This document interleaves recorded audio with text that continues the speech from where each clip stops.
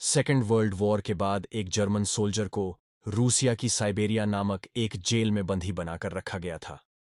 वह कैदी उस जेल से कर अपने परिवार से मिलने के लिए 13,000 किलोमीटर सफर चलकर आ गया था। ऐसे ही सच्ची घटना पर आधारित आज जिस फिल्म का एक्सप्लेन करने जा रहा हो उसका नाम है as far as feet will carry me. ये मूवी 2023 में रिलीज हुआ था।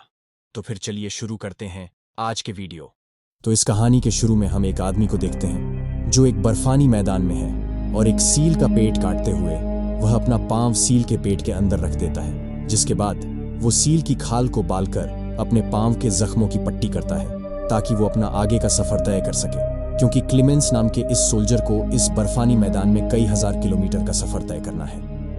वो भी अकेली यहीं से सीन्क टोकर पास्ट में जाता है जहां से हमें क्लेमेंस की कहानी सुनाई जाएगी। यह वक्त है 1945 का। क्लेमेंट एक जर्मन सोल्जर है और मालूम हुआ है कि जंग के दौरान क्लेमेंस और उनके साथियों को रशियन सोल्जर्स ने पकड़ लिया है और अब वह इन्हें अपना कैदी बनाकर रखेंगे। सभी जर्मन सोल्जर्स को 25 साल की सजा सुनाई जाती है, जो इन्हें इस जगह से करीबन 1000 किमी दूर एक बर्फानी जगह पर काटनी थी। यह जगह एक जेल थी, एक ऐसी अजीब जेल जिसका ना तो कोई दरवाजा था और ना ही कोई दीवार। लेकिन फिर भी यहां से कोई भाग नहीं सकता था, क्योंकि बगैर खाना और पानी के 1000 किमी का सफर तय करना, वो भी एक बर्फानी इलाके में, बिल्कुल इम्पॉसिबल था। यहां पर रहने वाले सभी कैदी यह बात जानते थे कि अगर जेल से निकले तो वैसे ही मर जाएंगे, इसीलिए इन्हें जेल में रहकर काम करना ही बेहतर लगता था। यहीं पर लेकर जाया जा रहा था। अब क्लेमेंस के साथ बहुत सारे सोल्जर्स और भी थे।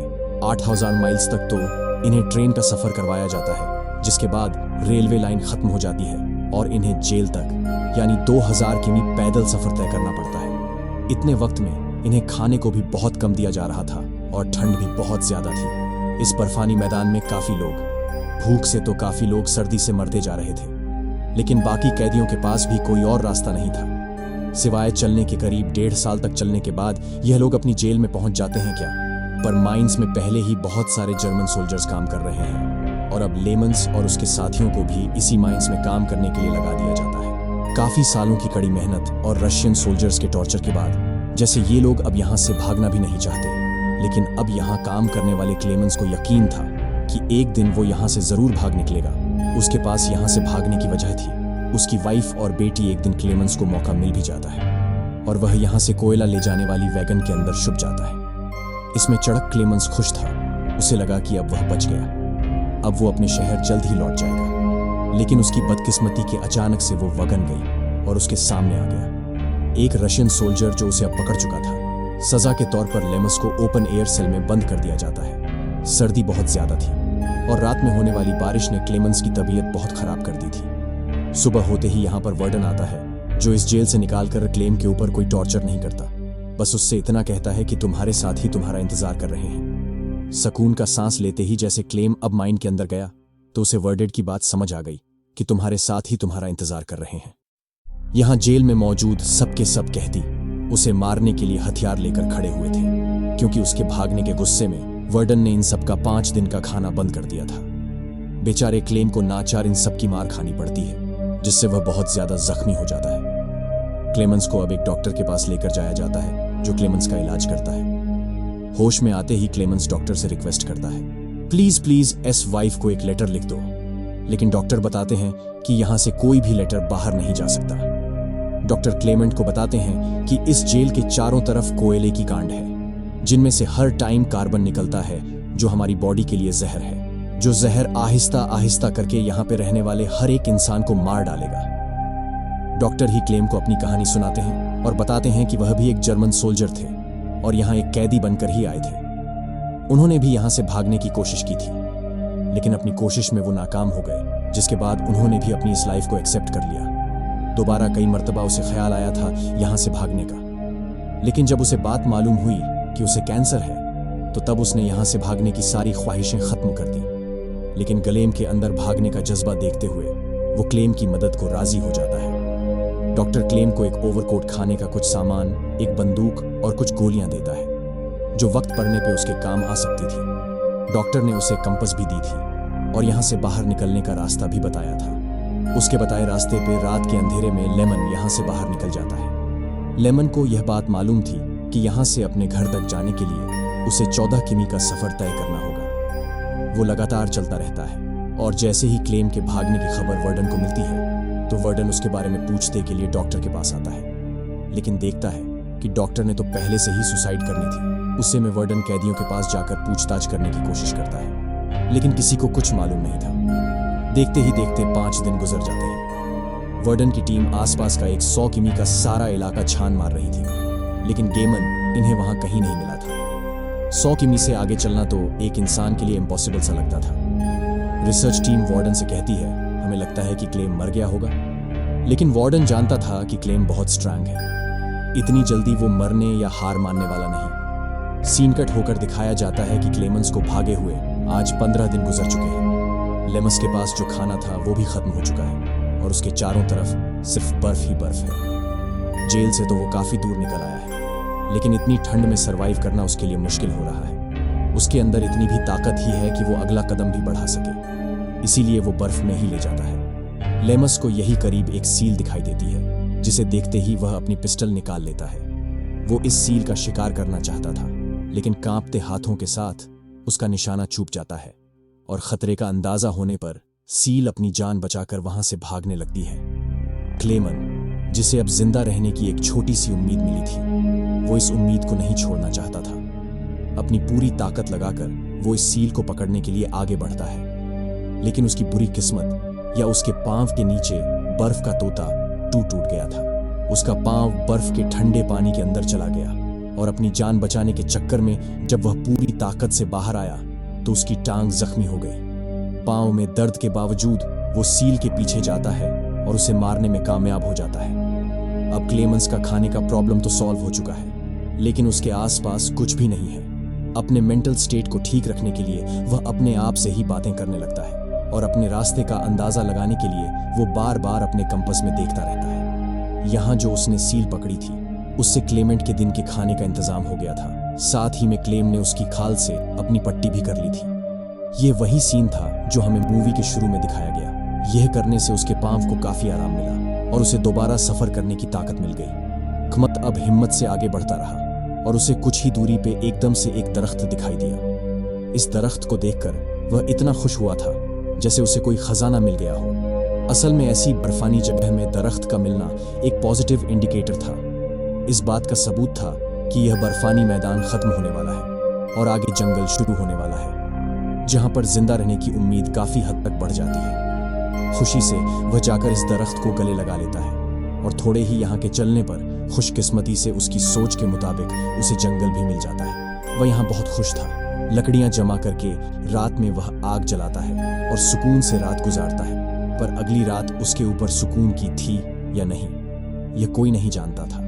सुबह होते ही यहाँ बहुत बुरा बर्फानी तूफान आता है, जिसके चलते एक दरख्त टूटकर उसके ऊपर गिर गया और इस एक्सीडेंट में क्लेम बेहोश हो गया। उसकी किस्मत अच्छी चल रही थी कि शाम में कुछ शिकारी यहाँ से गुजरे, जिनकी नजर क्लेम पे पड़ गई और उन्होंने क्लेमेंट को रेस्क्यू कर लिया। अब सीन कट होकर हमें नए सीन में पता चलता है कि 2 साल का वक्त गुजर चुका है। क्लेम को जेल से भागे हुए मौसम भी बदल चुका है, लेकिन क्लेम का सफर अभी भी जारी है। जिन 2 आदमियों ने क्लेम को रेस्क्यू किया था, उन्हीं 2 आदमियों के साथ लेमन दरिया पार करने का फैसला करता है, लेकिन ऐसा करते हुए दरिया में भी तूफान आगा था।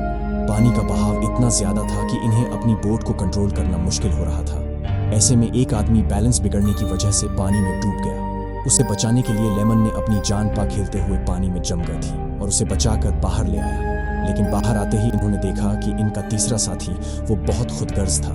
वो इन दोनों का सारा सामान लिए अकेले ही दरिया पार कर चुका था, क्योंकि उसे लग रहा था कि वो दोनों मर गए होंगे। उस आदमी ने तो अपने साथी के सारे सोने को भी अपने पास रखने का प्लान कर लिया था, और जब उसका साथी और क्लेवन यहाँ पहुंचते हैं तो उसे लालच में देखकर उसी का साथी गोली मार देता है। अब उसे किसी पे भी भरोसा नहीं रहा था। अपने सोने की हिफाजत करने के लिए वो क्लेम के ऊपर भी हमला करके उसे बर्फ से नीचे फेंक देता है। क्लेमन अब बेहोश हो चुका था। उसे जब होश आया तो उसने अपने आप को भेड़ियों से घेरा हुआ पाया। इन भेड़ियों से बचने के लिए क्लेम जल्दी से भागकर दरख्त के ऊपर चढ़ जाता है, लेकिन उसकी ये कोशिश नाकाम गई, क्योंकि एक भेड़िए ने उसके पांव पर काट लिया।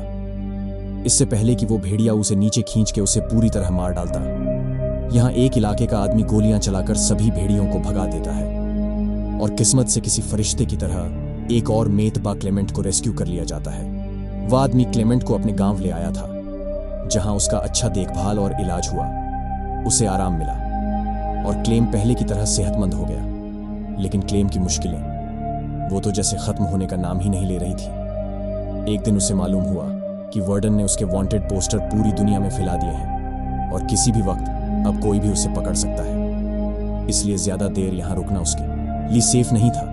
वह अपना सफर शुरू कर देता है और सफर पे जाने से पहले गांव के लोग उसे खाने पीने का सामान, नए कपड़े और एक डॉग देते हैं। लेमन इनकी दी हुई चीजों से सफर शुरू कर देता है और 1 साल बाद फाइनली वह इस बर्फानी इलाके से निकलने में कामयाब हो जाता है।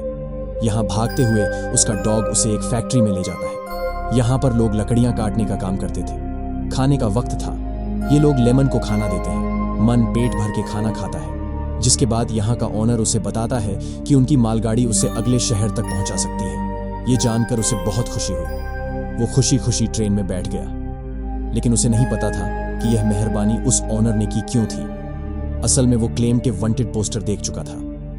उसने एक प्लान के मुताबिक लेमन को अपनी ट्रेन में बिठा दिया और वर्डन को खबर कर दी। ऐसे क्लेम के वहां पहुंचने से पहले ही वर्डन स्टेशन पे उसका इंतजार कर रहे थे। उसे देखते ही क्लेम के होश उड़ गए। इससे पहले कि ये लोग क्लेमेंट को पकड़ के यहाँ से ले जाते, इस टाइम पे क्लेम का डॉग उसकी मदद करता है और वर्डन के ऊपर हमला करके क्लेम को भागने का मौका दे देता है। वर्डन के सोल्जर क्लेम के पीछे पड़ जाते हैं और क्लेम यहाँ ट्रेन के ब्रिज के ऊपर चढ़ते हुए एक चलती ट्रेन के ऊपर जंप करके इन लोगों से छुटकारा पाता है। इस वाकई को कई महीने गुजर जाते हैं और हम दोबारा क्लेम को देखते हैं, जिसकी हालत बहुत बुरी हो चुकी है। वह सेंट्रल एशियन नाम के एक शहर में है। वह भूखा है, मार्केट से गुजर रहा है, लेकिन कुछ खरीद नहीं सकता क्योंकि उसके पास पैसे नहीं है। और तब अचानक से एक लड़का आकर उसकी पॉकेट में एक ब्रेड का पेस्ट डाल जाता है।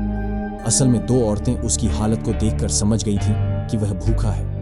उन्होंने ही इस बच्चे को यह ब्रेड का टुकड़ा क्लेम को देने को कहा था, जिसे खाकर उसे थोड़ी एनर्जी मिली। जिसके बाद क्लेम चर्च के अंदर चला गया। चर्च के अंदर उसे एक आदमी मिला। वो आदमी जुश था, क्रिश्चियंस को पसंद भी नहीं करता था, लेकिन उसके बावजूद भी वो क्लेमेंट की मदद करना चाहता था। उसकी हालत बहुत खराब थी, इसीलिए वो क्लेम को लेकर अपने घर आ जाता है।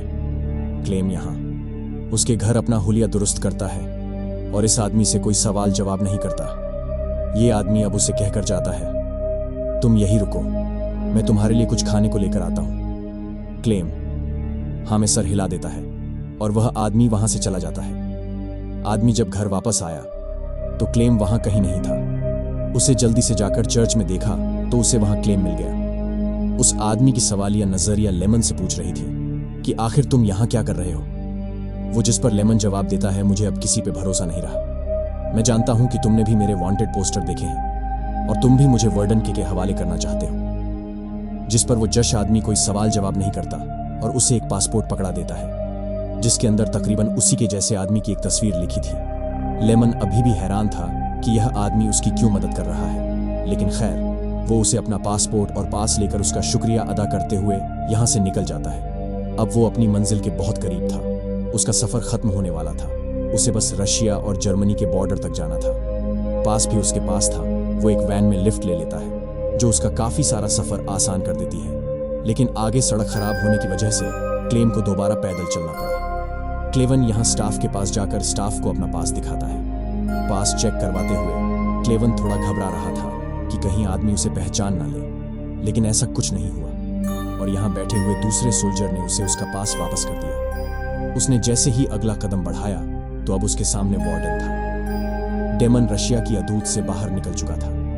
वो अब रशन के दिन नहीं था, लेकिन फिर भी वार्डन के सामने से गुजरने में वो घबरा रहा था। उसे वो सारी मुश्किलें याद आ रही थी जिसे पार करते हुए वो यहाँ तक पहुंचा था। बहुत हिम्मत करके वो वार्डन के सामने से गुजर जाता है और तब वार्डन बस उसे यह कहते हैं कि ये लड़ाई 2 सोल्जर्स के दरमियान में थी, एक मैं और एक तुम, और इसे तुम जीत गए। जाओ, अब तुम आजाद हो। ये बात सुनते ही लेमन के दिल से सारे डर निकल गए और फाइनली वो अपने मुल्क नी जर्मनी वापस आ गया। सीन कट होकर हमें चर्च में बैठी हुई उसकी वाइफ और बेटी को दिखाया जाता है, जिनसे मिलने के लिए क्लेम भी चर्च में आया था। हालांकि क्लेम ने अभी तक अपनी बेटी को आवाज दे दी थी, लेकिन फिर भी इस बच्ची ने मुड़कर देखा क्योंकि उसे उम्मीद थी कि उसके डैड ही आए होंगे और आज उसकी उम्मीद टूटी नहीं। सच में इस मर्तबा उसके डैड यानी क्लेम वहां पे थे। वो भागकर अपने डैड को गले लगा लेते हैं, जबकि क्लेम की वाइफ भी उसे यहाँ पर देखकर बहुत ज्यादा खुश थी। क्लेम भी इन दोनों के प्यार में इनके पास 7.5 साल की मुश्किलें काटकर लंबा सफर तय करके आया था और अब उसे अपनी आगे की लाइफ अपनी बीवी और बेटी के साथ हंसी खुशी गुजारनी थी, जिनको को दिखाते हुए लेमन की ये सच्ची कहानी यहाँ खत्म हो जाती है।